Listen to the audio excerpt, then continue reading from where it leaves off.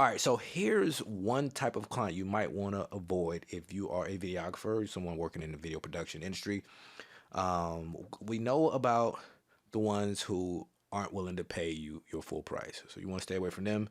We know about the ones who call you to say they want video, but really can't articulate a problem that they have and that they want you to solve. They just want video. You probably want to stay away from them. But there's another type that I want to share with you, and you may have run across this person. You may have seen this yourself. I've seen it a couple times, and I think you might want to learn about this. All right, I'm CJ Williams, and this is the life of a video producer.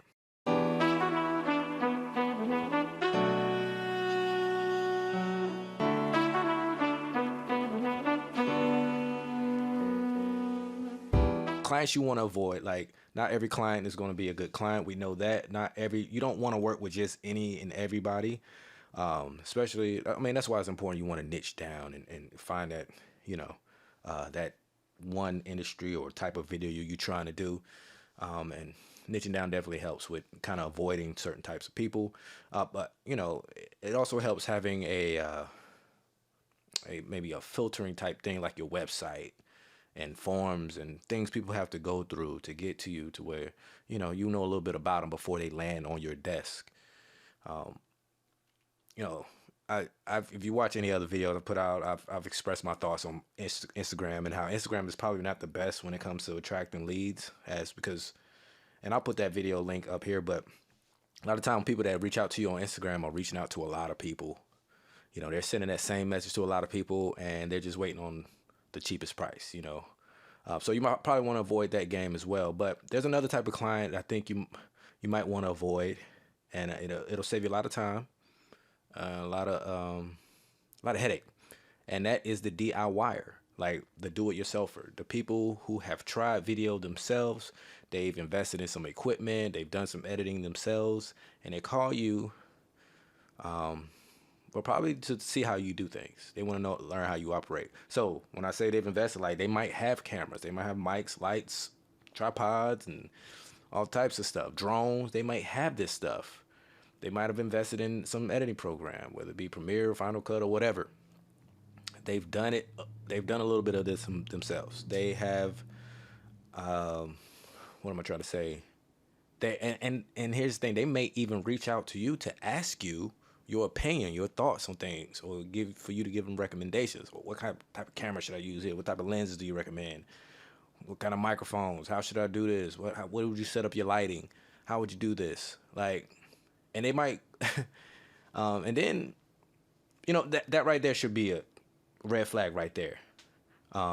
If you were to start working with it, like, yeah, help them out, help people. But before you start working with anybody, they reach out and say you help. You got to think back, like, they already tried this themselves. So what do they need me for? So I'll talk about two experiences that I learned about this summer. One of them from a person that I worked with a couple years ago when I was first getting into the game.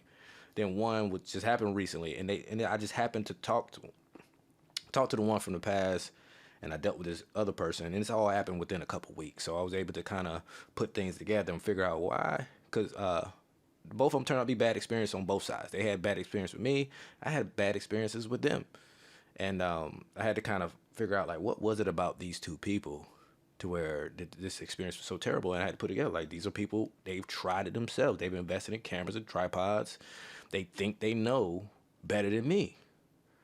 So one of them I worked with a while back, and this person even tried to tell me when I was breaking down my costs. This was when I first got in the game. I knew this person. They have a business too, and I was kind of breaking it. And this would be somebody I would run ideas by. And I was telling her how I price my stuff, and I was saying, hey, yeah, I factor in the time it takes to haul in equipment and set it up. That's part of it. And this person tried to tell me that I can't factor that into my price. I'm like, what? What do you mean? That's overhead. That's like telling me if I bring in somebody with me that I can't charge for the cost of paying someone else to come. Like, what are you talking about? So that's just, and just looking back on that whole experience, like, and I don't really only work with this person because I was new. I just needed somebody to work with, somebody to learn on. And I barely charged her anything. But it was still, to her, it was still too much. This other person, what made this experience, like, such a bad experience was we were only scheduled to shoot. We was only set to shoot social media content. And for me, social media content is different from any other type of content because of the way it's shot and because of the way it's edited. I only edit them vertically. To me, anytime you give somebody a video that's, you know, your conventional horizontal video, you don't know what they can do, and you probably want to charge more for that video because there's so much more they can do with that video. But social media content, boom, ain't but 90 seconds and it's done vertically. We were gonna shoot a few of those in one day, a couple hours, boom, boom, boom. So we do that, and I edit the video, all the B-roll I captured while we were there, and we had his scripts or whatever, and I shoot him, I edit the video, get it over to him, and he sends some revisions. So that was part of, like, I'll give you a round of revisions, like 4 videos we're gonna do. I'm gonna get them all over to you to go through them, look at it, and get your revisions back to me. And I'll be honest, like, this was a cheap deal. Like, I knew this person, so I did it for $500. Like, all right, cool. And it was probably $500 I could have did without. Like, I didn't for $500 it was so much more, many problems. It wasn't worth the $500. But anyway, he sends me the revisions, and it's like a second by second breakdown, like telling me at this point, 27 second, put this clip. Then at 29 seconds, put this clip here in this picture. And he sent me other stuff to add into the video. Like, man, I'm not doing this. I had to tell him, I'm not doing this. What is wrong with you? Nobody's ever sent me any revisions that look anything. When I get revisions, it's like, they might say, can we change the color of this? Can we add this at the end? Can we add the logo here? Stuff like that. I don't need a second by second breakdown of this. Like, this is what I do, bro. Like, what are you doing? I'm not doing that. So, needless to say, so what I ended up doing was sending him, I let him keep those edited videos. You can keep those. And I sent him the raw footage. I was like, hey, have somebody else edit this, bro. You're not about to micromanage me with something that I do. Like, this is what I do. I've never had, and certainly not for no $500. I have people paying me $2,000-$5,000, like, and they don't, and not whatever I send them, they good with it. They like, oh, great, this is great. This is just another example of why people let you know people who pay the least are always gonna want the most.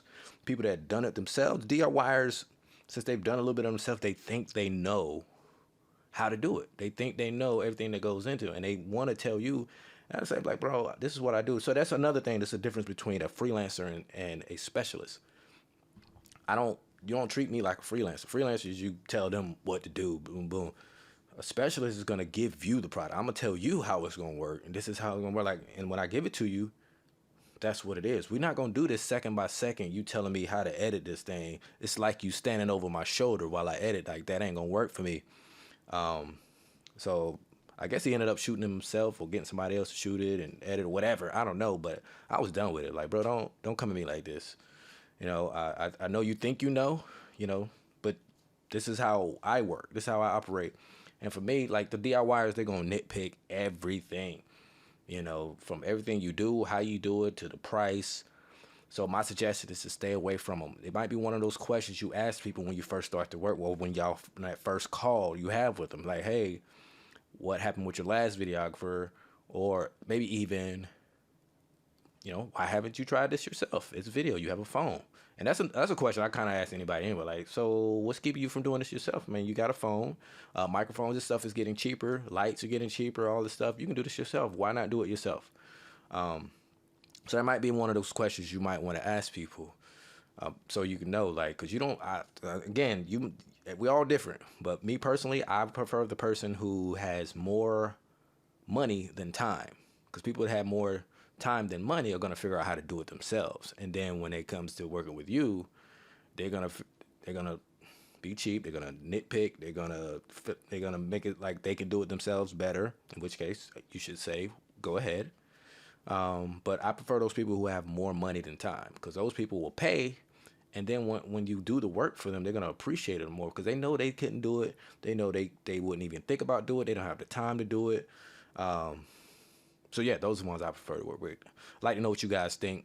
Again, this is just my experiences, and it kind of took its toll on me too. Like, just for a minute before I kind of realized, like, man, that's them. Like, they're the ones. Like, this is what they had in common, and this is why I will never work with people who are DIYers. Like, if you got a camera, go do it yourself. If you've you got lights and all that stuff, don't call me. All right, like call somebody else. Find you a freelancer that can just do the editing for you. But if I'm on it, I'm doing everything, and I'm doing it the way I think it should be done. I'm not doing this revision, this minute, second by second breakdown of the revision. We're not doing that. All right. But I'd like to know what you guys think. Be sure to leave comments. Be sure to subscribe to the channel, Life of a Video Producer. I appreciate all of that stuff. And yeah, watch out for those. All right. See you guys next time.